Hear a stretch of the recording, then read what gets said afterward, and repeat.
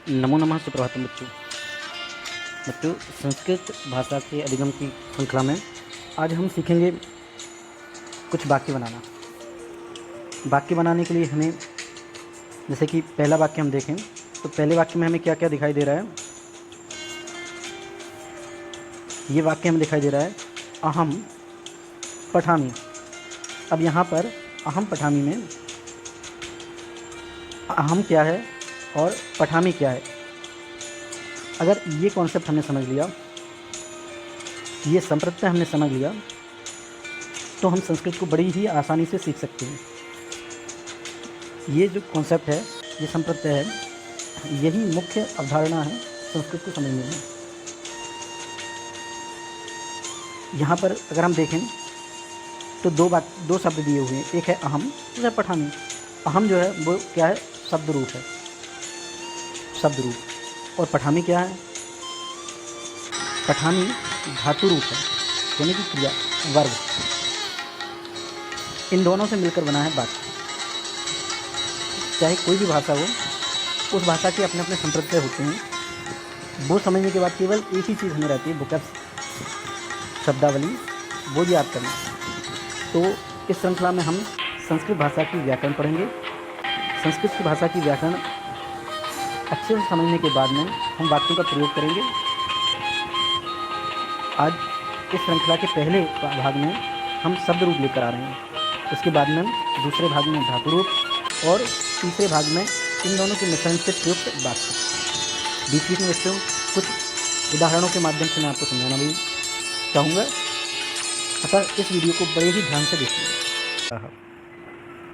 तो सबसे पहले आपको जो दिख रहा है अकारांत पुल्लिंग शब्दाहरण, इसका मतलब होता है कि आ है अंत में जिसके ऐसे शब्द, ऐसे सारे शब्द जो पुल्लिंग में हो और जिनके अंत में आ हो, वो अकारांत पुल्लिंग शब्द कहलाते हैं। उनमें से एक शब्द के रूप यहाँ पर दिए हैं, बाकी सारे शब्दों के रूप इसी की तरह आप बना सकते हैं।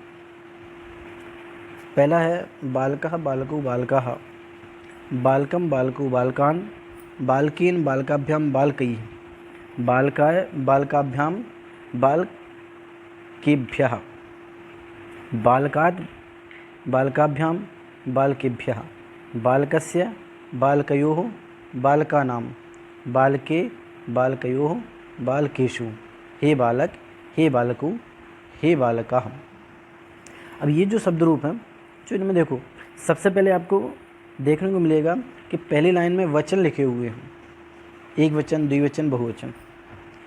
एक वचन में केवल एक व्यक्ति का बोध कराने के लिए प्रयुक्त किया जाता है। जैसे कोई एक व्यक्ति है तो उसे कहेंगे बालकः अस्ति, रामः पठति।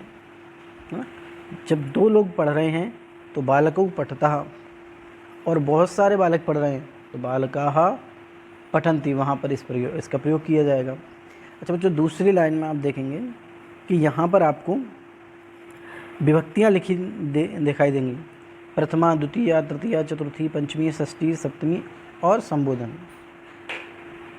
तो ये विभक्तियाँ क्यों हैं, इनका क्या प्रयोग है, आने वाली कक्षाओं में हम इनको विस्तृत समझेंगे।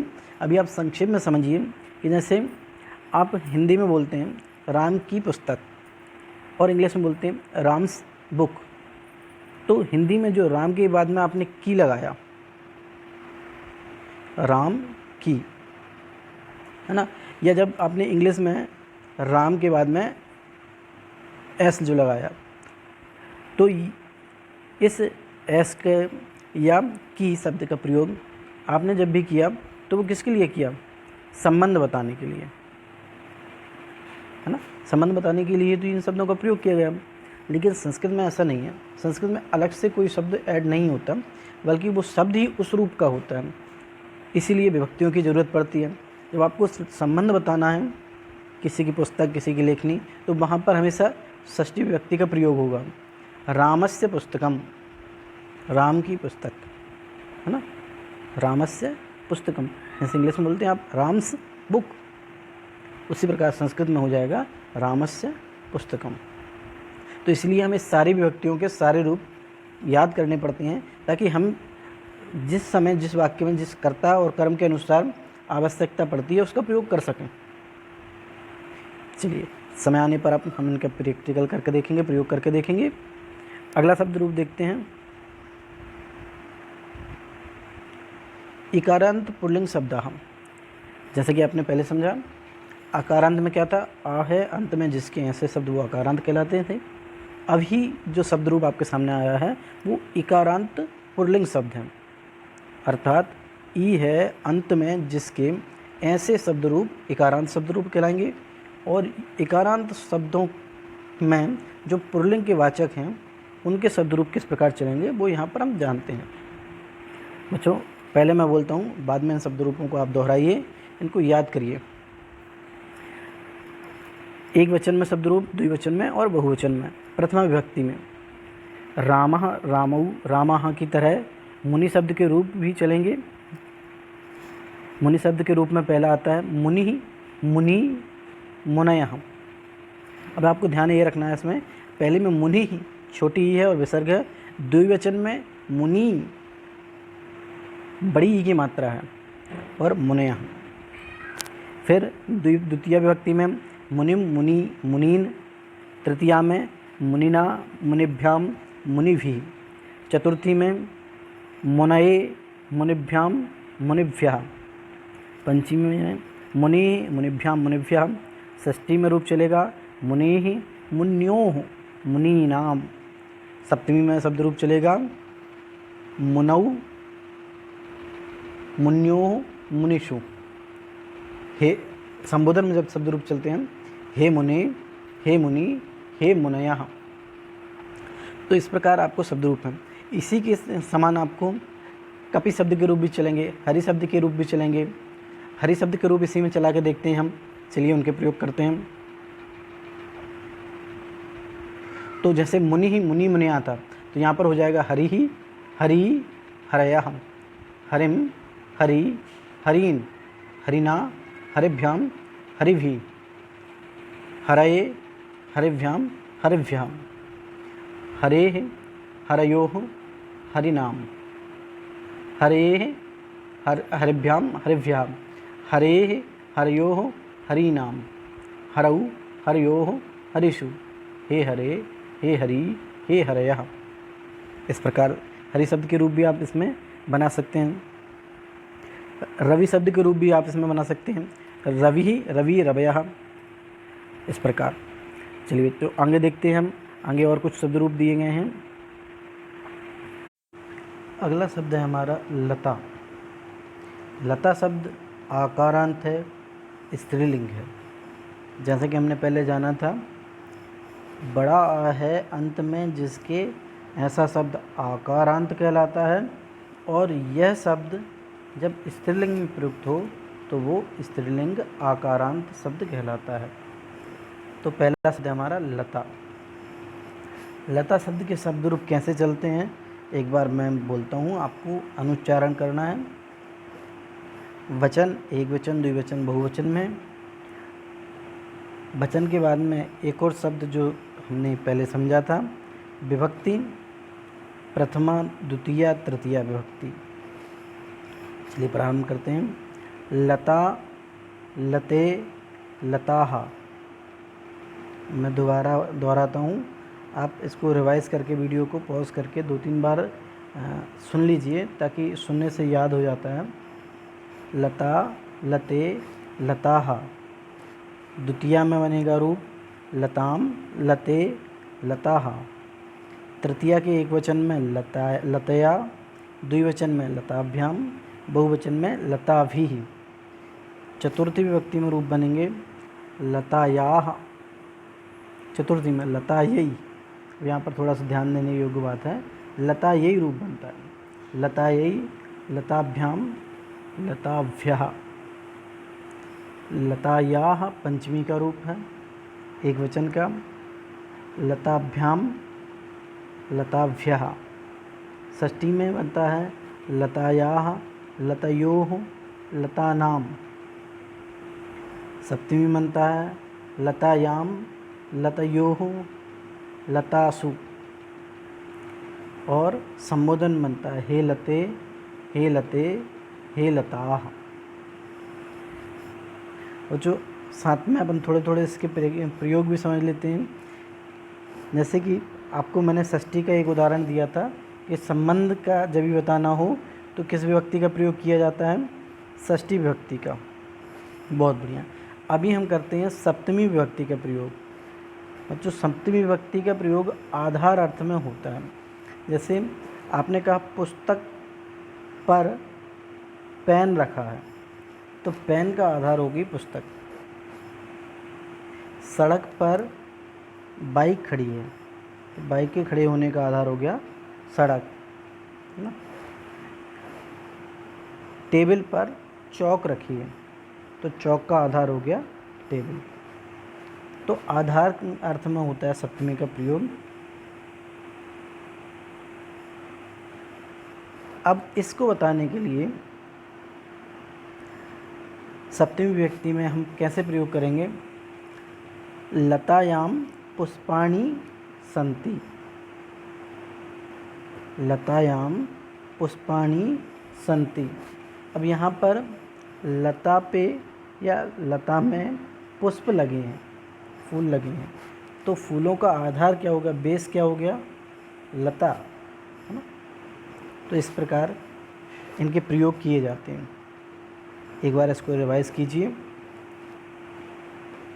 और अब हम अगले शब्द की ओर बढ़ते हैं। बच्चों इसी शब्द की तरह, लता शब्द की तरह काफ़ी शब्दों के रूप चलते हैं। ऐसा नहीं कि ये एक ही रूप है, ये एक रूप आपको इसलिए बताए जाते हैं ताकि एक आपके पास फॉर्मूला हो, बेस्ड हो, जिसके आधार पर समान रूप चलने वाले रूपों को आप समझ सकें। लता की तरह रमा, उमा, सीता आदि के रूप भी चलते हैं। जैसे कि अब अगर आप सीता के रूप चलाएंगे तो सीता, सीते, सीताः, सीतां, सीते, सीताः, सीतया, सीताभ्यां, सीताभिः, सीतायै, सीताभ्यां, सीताभ्यः, सीतायाः, सीताभ्यां, सीताभ्यः, सीतायाः, सीतयोः, सीतानां, सीतायां, सीतयोः, सीतासु, हे सीते, हे सीते, हे सीताः। इस प्रकार रूप चलेंगे। तो जैसे कि मैंने बताया था षष्ठी विभक्ति का प्रयोग, अगर आप सीता के साथ में षष्ठी विभक्ति का प्रयोग करेंगे तो आपको बोलना है कि सीता का घर का संबंध बताना है, तो सीतायाः गृहम्। स्वयं से भी अनुवाद करके देख सकते हैं बच्चों आप।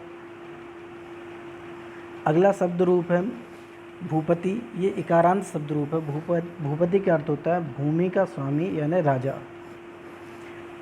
इसी की तरह आप हरि के रूप भी चला सकते हैं। इकारांत हम पहले भी देख चुके हैं, इसलिए इसको याद नहीं करना है, एक बार देख लेना है ना। हरि की तरह ही इसके भी रूप में चलेंगे।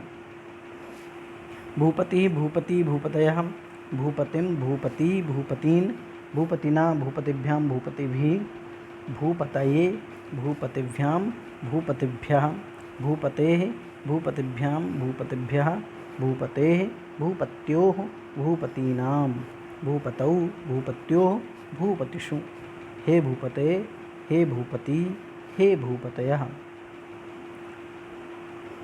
अगला शब्द है उकारांत पुल्लिंग शब्द। ऊ है अंत में जिसके ऐसे पुल्लिंग शब्द, सारे ऐसे शब्दों को उकारांत पुल्लिंग शब्द कहा जाता है।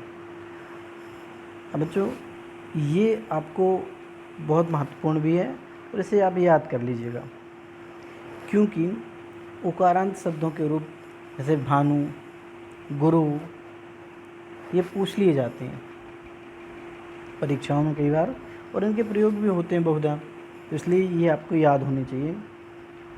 मैं बोलता हूँ फिर आप उच्चारण करिएगा। जो यहाँ तक की कक्षाओं में हम दो चीज़ों को समझ चुके हैं। पहली चीज़ कि ये क्या है, एक वचन द्विवचन क्यों है और विभक्तियाँ क्यों हैं, इनको हम समझ चुके हैं, है ना। अब हम इसको रिवाइज करते हैं। उच्चारण कीजिएगा।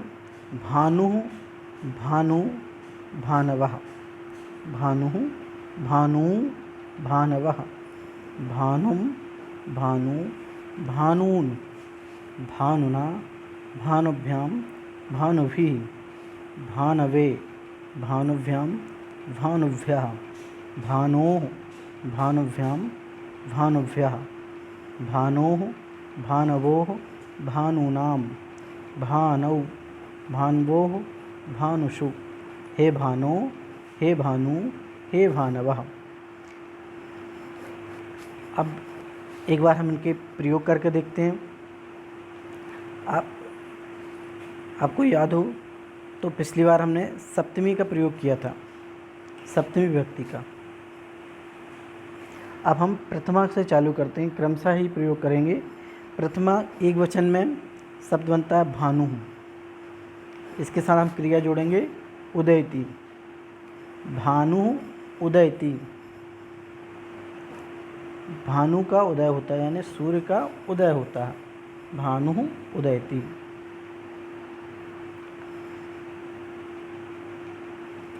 अब भानु की तरह गुरु शब्द का प्रयोग भी कर सकते हैं। गुरु शब्द के रूप चलाएंगे तो गुरु, गुरु, गुरुवहम, गुरुम, गुरु, गुरून्, गुरुना, गुरुभ्याम, गुरुभी, गुरुवे, गुरुभ्याम, गुरुवहम, गुरुवोः, गुरोः, गुरुभ्याम, गुरुभ्याम, गुरोः, गुरुवोः, गुरूणां, गुरौ, गुरुवोः, गुरुषु। हे गुरो, हे गुरु, हे गुरुवः। अब बहुत सारे आपके गुरु जा रहे हैं तो आप क्या बोलेंगे? गुरुवः गच्छन्ति। जैसे भानवा होता है वैसे ही गुरुवः बनेगा, तो गुरुवः गच्छन्ति। आपको बहुत सारे टीचर पढ़ा रहे हैं तो गुरुवः पाठयन्ति। इस प्रकार इनके प्रयोग होते हैं, जो शब्द रूपों को याद करते चलें। अगला शब्द है ईकारांत स्त्रीलिंग शब्द नदी। ईकारांत यानी बड़ी ई है अंत में जिनके। चलिए, प्रथमा विभक्ति में रूप चलेगा नदी, नद्यौ, नद्यः। द्वितीय विभक्ति में नदीम, नद्यौ, नदीः। तृतीय विभक्ति में नद्या, नदीभ्याम, नदीभिः।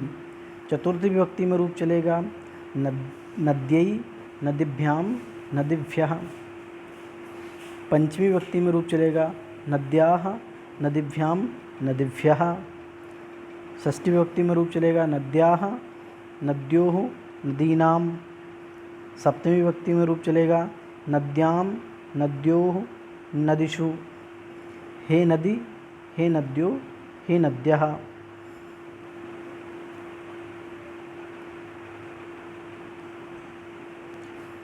तो एक बार फिर से इसका प्रयोग करिए, उच्चारण कीजिए, मेरे साथ बोलिए। नदी, नद्यौ, नद्यः। नदीं, नद्यौ, नदीः। नद्या, नदीभ्यां, नदीभिः। नद्यै, नदीभ्यां, नदीभ्यः। नद्याः, नदीभ्यां, नदीभ्यः। नद्याः, नद्योः, नदीनां। नद्यां, नद्योः, नदीषु। हे नदी, हे नद्यौ, हे नद्यः। जो इनको बार बार लिखकर याद करने की प्रैक्टिस कीजिए। समय समय पर इनके प्रयोग भी कर सकते हैं।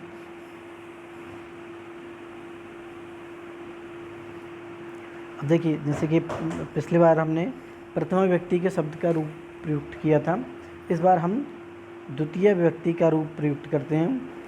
हमने शब्द रूप लिया नदीम, और हम वाक्य बनाते हैं रामः स्नानाय नदीम गच्छति। राम स्नान के लिए नदी को जाते हैं। स्नानाय नदीम गच्छति, यहाँ पर द्वितीय का प्रयोग किया गया है। अगला शब्द है धेनु। धेनु शब्द के रूप भी आपको यहाँ आते हैं। धेनु उकारांत स्त्रीलिंग शब्द। इसके पहले हमने उकारांत पुल्लिंग शब्द पढ़ा था। इसके शब्द रूप बोलिएगा मेरे साथ में। प्रथमा व्यक्ति है धेनु, धेनु, धेनवः। फिर से उच्चारण कीजिए, धेनु, धेनु, धेनवः। द्वितीय विभक्ति में रूप चलेगा धेनुम, धेनु, धेनुः। तृतीय विभक्ति में धेनवा, धेनुभ्याम, धेनुभिः। चतुर्थी विभक्ति में धेनवै या धेनवे। यहाँ पर दो रूप बनते हैं, एक धेनवई बनता है और ऑप्शनल रूप बनता है धेनवे। धेनुभ्याम, धेनुभ्यः। धेनवाः, धेनुभ्याम, अब यहाँ पर भी दो रूप बनते हैं, धैनवाह, धैनोः, धैनव्याम, धैनुभ्यः। यहाँ पर षष्ठी में फिर दो रूप बनते हैं, धैनवाह, धैनोः, धैनवोः, धैनूनाम। सप्तमी में रूप बनता है, धैनवाम, धैनौ, धैनो, धैनवोः, धैनुषु। संबोधन बनता है, हे धैनो, हे धैनु, हे धैनवः।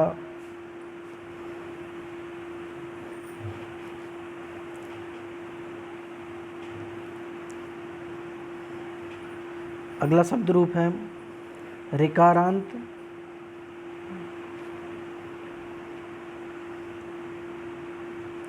ऋकारांत पुल्लिंग। ऋषि वाला री है अंत में, ऐसे शब्द ऋकारांत पुल्लिंग कहलाते हैं। और ऋकारांत पुल्लिंग शब्दों के स्वरूप, शब्द रूप इस प्रकार चलते हैं। प्रथमा व्यक्ति में पिता, पितरौ, पितरः, पितरम, पितरौ, पितॄन्, पित्रा, पितृभ्यां, पितृभिः, पित्रे, पितृभ्यां, पितृभ्यः, पितुः, पितृभ्यां, पितृभ्यः, पितुः, पित्रोः, पितॄणां, पितरि, पित्रोः, पितृषु। हे पितः या हे पितर, हे पितरौ, हे पितरः। बच्चों, हमने द्वितीय तक के शब्द रूपों का वाक्यों में प्रयोग कर लिया था। अब हम तृतीया के शब्द रूप का प्रयोग करते हैं। अब यहाँ पर हम अगर बहुवचन ले लेते हैं, इसके वाक्य में प्रयोग करेंगे, पितृभिः प्रेषिताः वयम। पिताजी के द्वारा भेजे गए हैं हम। पितृभिः प्रेषिताः वयम। तो यहाँ पे पितृभिः जो है तृतीया का बहुवचन है, उसका इस वाक्य में प्रयोग किया गया है। इसी प्रकार सारे शब्दों के प्रयोग होते हैं। अगला शब्द है माता। ये भी ऋकारांत शब्द है, लेकिन इससे पहले जो हमने शब्द पढ़ा था वो ऋकारांत पुल्लिंग में था, और यह शब्द ऋकारांत स्त्रीलिंग में है। शब्द रूप है प्रथमा विभक्ति के एक वचन में बनता है माता, माता, मातारौ, मातारः। द्वितीया में बनता है मातारम, मातरौ, मातरीः। अब यहाँ पर ध्यान देने वाली बात जो है कि ये जो री है ना, वो इस प्रकार से बड़ी है, दीर्घ ऋकार बोलते हैं इसको। छोटी री की मात्रा तो इस प्रकार से थोड़ी सी लग जाती है, लेकिन जो बड़ी री होती है दीर्घ ऋकार इस प्रकार लगती है, तो इसको बड़ी री या दीर्घ ऋकार बोला जाता है।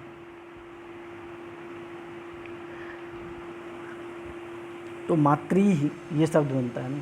तृतीया में मात्रे, मातृभ्यां, मातृभिः। चतुर्थी में मात्रे, मातृभ्यां, मातृभ्यः। पंचमी में मातुः, मातृभ्यां, मातृभ्यः। षष्ठी में मातुः, मात्रोः, मातॄणां। सप्तमी व्यक्ति में रूप बनते हैं मातरि, मात्रोः, मातृषु। संबोधन बनता है हे माता, हे मातारौ, हे मातारः।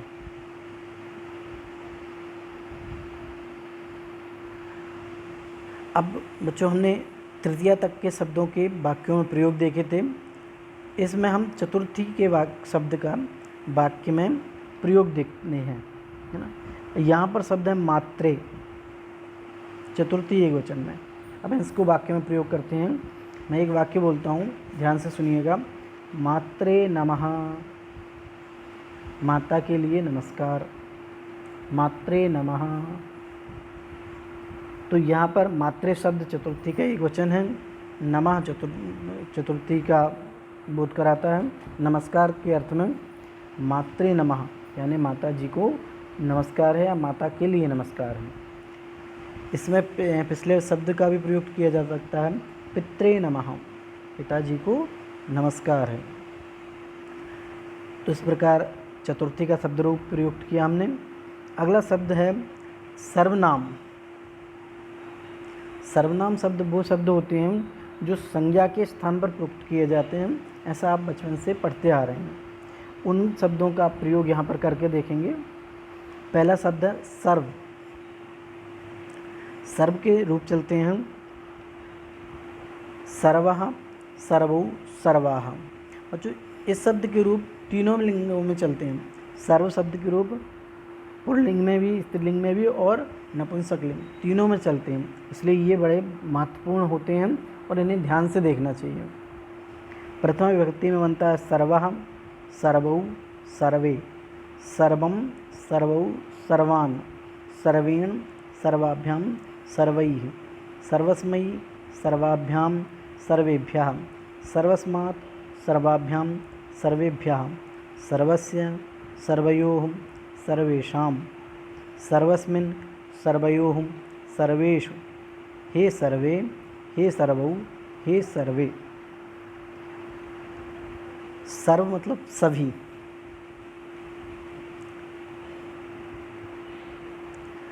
बच्चों अगर इसका वाक्य में प्रयोग करना चाहें तो हम कर सकते हैं। हम शब्द लेते हैं पंचमी का। हमने चतुर्थी तक के शब्दों का प्रयोग करके देखा था, अब हम पंचमी का प्रयोग करते हैं। बच्चों एक शब्द है ग्राम। ग्राम का अर्थ होता है गांव। गांव को भी हम अगर इसमें वाक्य में प्रयुक्त करें तो ध्यान से देखिएगा, आपके द्वारा जो शब्द उद्धृत किया गया है सर्वस्मात्, इसका प्रयोग किस प्रकार होता है। मैं एक वाक्य बोलता हूँ, सुनिए। सर्वस्मात् ग्रामात् जनाः आगताः। सर्वस्मात् ग्रामात् जनाः आगताः।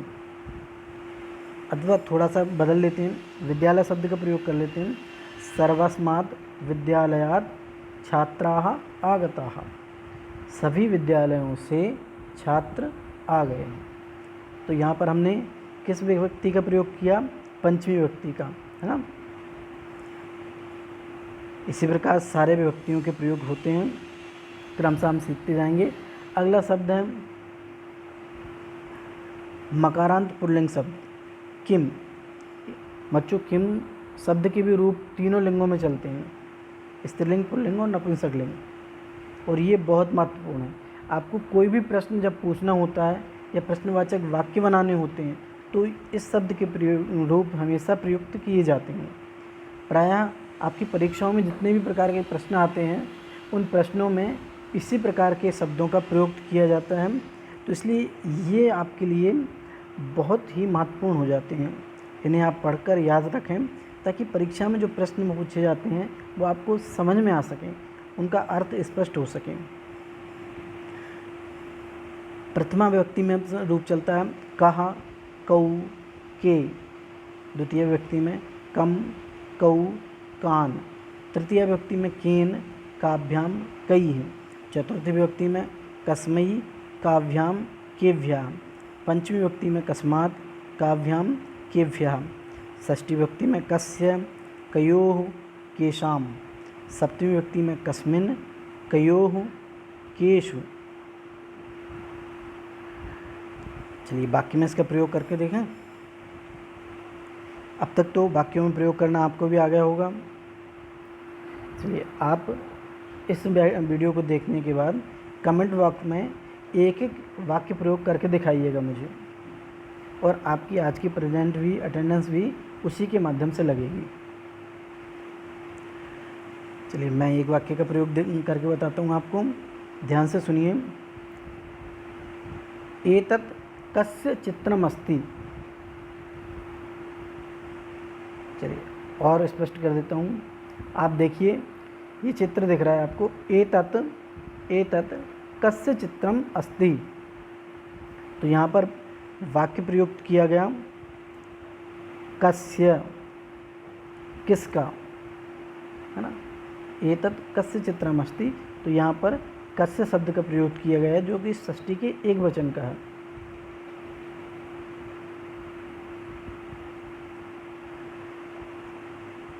अब अगर इसी के बहुत सारे शब्दों का प्रयोग करना है तो आप अपनी जो पाठ्यपुस्तक है उसमें वाक्यों को एक एक करके क्रमशः पढ़िए, और उनमें हर प्रश्न में आपको किसी न किसी रूप में इन शब्दों का प्रयोग जरूर मिलेगा, तो इनको ध्यान से पढ़िए, याद कीजिए। अगले शब्द को देखते हैं हम। अगला शब्द है मकारांत। जैसे कि मैंने बताया था ये तीनों लिंगों में चलता है, तो किम शब्द का स्त्रीलिंग का रूप का के काह प्रथमा, काम के काह द्वितीया, कया काभ्याम काभी तृतीया, कस्यै काभ्याम काभ्या चतुर्थी, कस्मै। अब देखिए यहाँ तक तो आपने शब्द रूप प्रयुक्त कर ही चुके हैं, तो इनको एक बार आप प्रयोग भी करते जाइएगा साथ में और उच्चारण भी करिए। फिर से करिएगा का के काह काम के काह कया काभ्याम काभिः कस्यै काभ्याम काभ्यः कस्याः काभ्याम काभ्यः कस्याः कयोः कासां कस्यां कयोः कासु। और बच्चों सर्वनाम शब्द के रूप संबोधन में नहीं चलते हैं, इसलिए संबोधन के कोई रूप यहाँ पर प्रयुक्त नहीं हुए हैं, क्योंकि सर्वनाम शब्द किसी संज्ञा के स्थान पर आते हैं और संबोधन हमेशा संज्ञा का होता है, उसके स्थान पर प्रयुक्त होने वाले शब्दों का नहीं है।